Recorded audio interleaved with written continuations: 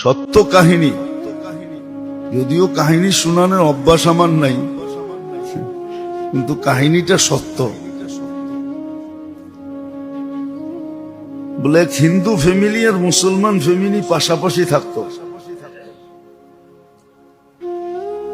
বাচ্চা তো বাচ্চাই হয়, ও হিন্দু বোঝে না, মুসলমানও বোঝে না, ঠিক না?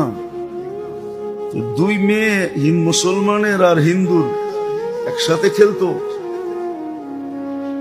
মুসলমানের স্ত্রী নিজের বাচ্চাকেই নিজেই পড়াইতো, কায়দা পড়াইতো। তো মেয়ে মেয়ের সাথে খেলতো, ও যে কায়দার সময় বসতো। বাচ্চাদের ব্রেন খুব কি হয়, শার্প হয়। তো শুনতে শুনতে পাশে বৈশা শুনতে শুনতে হিন্দু মেয়েও কায়দা শেষ করে ফেলছে। তো মা যেদিন সবক